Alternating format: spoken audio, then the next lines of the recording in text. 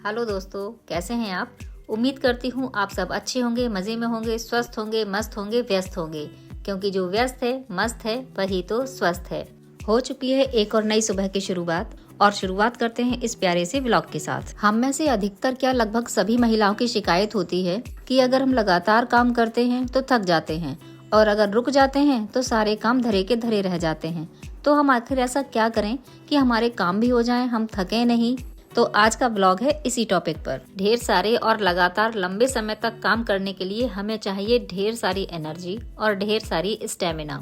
इसके पीछे दो फैक्टर होते हैं, पहला मेंटल और दूसरा फिजिकल। अब पता है आपको कि इन दोनों में से कौन सा फैक्टर इम्पोर्टेंट है? तो मुझे तो लगता है कि मेंटल फैक्टर ज्यादा इम्पोर्टेंट है। अगर आप फिजिकली डाउन भी हैं, लेकिन अगर आप पूरी तरह से मोटिवेटेड हैं काम करने के लिए तो आप कर जाएंगे। लेकिन अगर आप मेंटली ही मोटिवेटेड नहीं हैं, आप दिमागी रूप से काम करने के लिए तैयार ही नहीं हैं, किसी काम को करने के लिए आपको अंदर से मन ही नहीं कर रहा है, भले ही आप फिजिकली कितने भी फिट हों, मन नहीं है तो या तो आप वो काम करेंगे नहीं या फिर करेंगे तो उस काम को करने पे आप जरूर थक जाएंगे। तो सबसे पहले मैं आपके साथ शेयर करने जा रही हूँ कुछ टिप्स जो कि आपको बहुत हद तक हेल्प करने वाली हैं कि फिजिकल एनर्जी कैसे बनाकर रखें, मेंटली कैसे प्रिपेयर रहें किसी काम को करने के लिए कि हमारे काम ठीक ढंग से हो जाएं। तो शुरू करते हैं मेंटल एनर्जी को मेंटेन करने से। मेंटल एनर्जी को बनाए रखना क्यों जरूरी है? जो भी काम हम कर रहे हैं अपने आप से पूछ कर देखना, लेकिन ईमानदारी के साथ, कि हम वो काम क्यों कर रहे हैं, और उस क्यों का जवाब आप जितना जेन्युइन देंगे उतना ही आप मोटिवेटेड रहेंगे और थकेंगे नहीं, और उस काम को आप उतना ही ज्यादा मन लगाकर कर पाएंगे। मान लीजिए आपको खाना बनाना है, क्यों बनाना है, मुझे ही क्यों बनाना है, कोई और भी तो बना सकता है। घर की सफाई क्यों करनी है, क्यों जरूरी है घर की सफाई।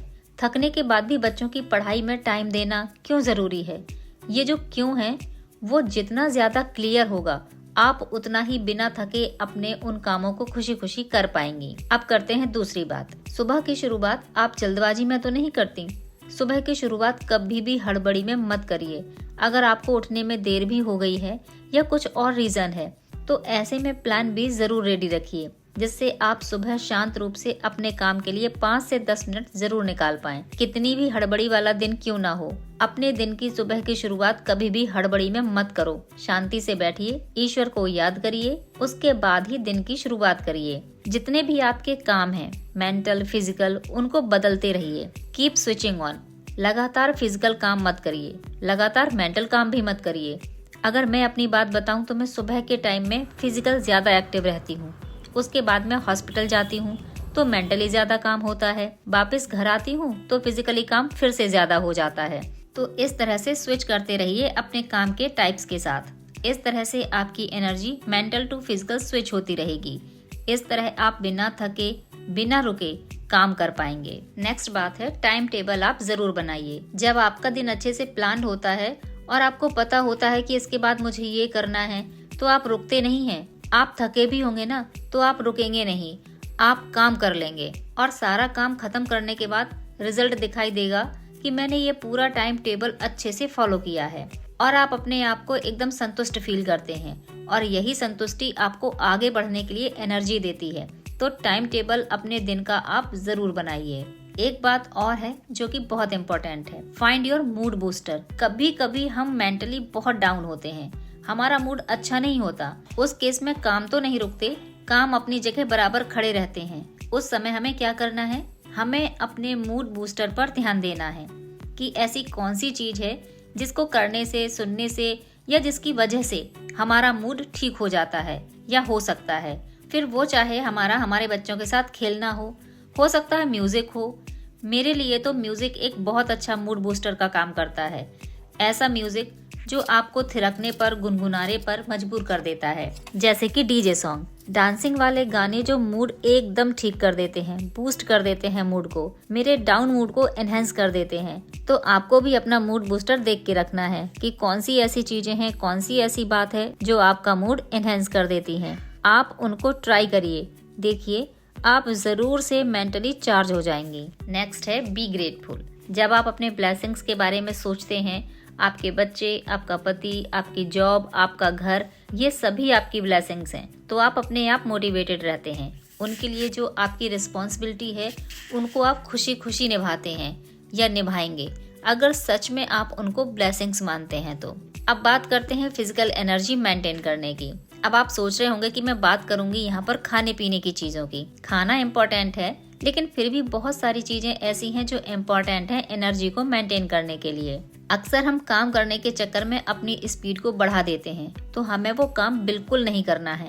पहला काम है हमें नॉर्मल स्पीड में काम करना है। एक दिन में किसी की भी स्पीड तेज नहीं होती और किसी की धीमी नहीं होती, तो हमें नॉर्मल स्पीड में काम करना है। भले ही 4 काम कम हो जाएं, नॉर्मल स्पीड से करना है, धीरे धीरे आपकी स्पीड बढ़ जाएगी। इसके अलावा डाइट के लिए मैं आपको ये सजेस्ट करूंगी कि आपको जो खाना है वो खाइए, पर एक साथ हैवी डाइट मत लीजिए। छोटे छोटे मील लीजिए। हैवी डाइट की वजह से हमारी फिजिकल एनर्जी डाउन हो जाती है और फिर हम बहुत ज्यादा एक्टिवली काम नहीं कर पाते। तो भूखे मत रहिए, पर इतना भी खाना मत खाइए कि उसके बाद आपसे हिला ही ना जाए। तो थोड़ी थोड़ी मील लीजिए और अपने काम करते रहिए। एक बहुत इम्पोर्टेंट बात जो है physical activity, exercise, dance, stretching, जो भी आपको अच्छा लगे जरूर करिए। हम अपनी बॉडी को सही रख रहे हैं, ये फीलिंग बहुत जरूरी है। असर तो उसका कुछ दिन बाद जरूर होगा, लेकिन ये चीजें जरूर कीजिए। ये मस्ट डू थिंग्स हैं आपकी मेंटल और फिजिकल एनर्जी को बढ़ाए रखने के लिए। कई लोग मुझसे कहते हैं कि आप घर का पूरा काम करते हैं, आपने कोई हाउस हेल्प भी नहीं लगाई है, तो फिर आपको क्या ही जरूरत है जिम या फिजिकल एक्सरसाइज करने की।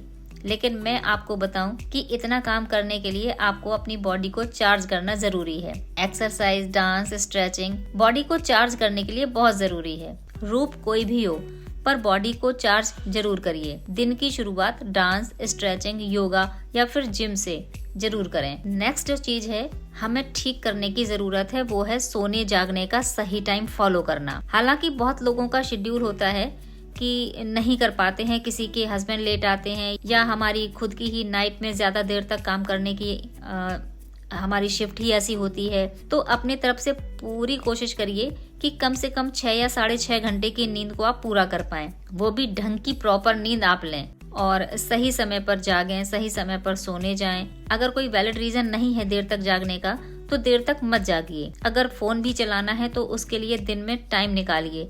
रात में एक प्रॉपर टाइम पे 10 या 10:30 बजे तक आप सो जाइए। 2-2 बजे, 2:30 बजे तक जागने के बाद सुबह जागना नेक्स्ट टू इम्पॉसिबल है, और सुबह देर से उठने के बाद अपनी एनर्जी मेंटेन करना वो भी बहुत मुश्किल हो जाता है। इसके अलावा भी हमारे शरीर में बहुत सारी ऐसी परेशानियां हो जाती हैं, तो आप सोने और जागने का सही टाइम फॉलो करिए अगर आप पूरे दिन एनर्जेटिक रहना चाहते हैं और अपनी मेंटल और फिजिकल एनर्जी को भी मेंटेन करना चाहते हैं। नेक्स्ट जो सबसे ज्यादा जरूरी है, जिसमें आपको खुशी मिलती है, वो काम जरूर करिए। जिससे आपको खुशी मिलती है वो काम आप क्यों नहीं कर पा रहे हैं? अपनी दिक्कतों को, अपनी परेशानियों को ऑब्जर्व करिए।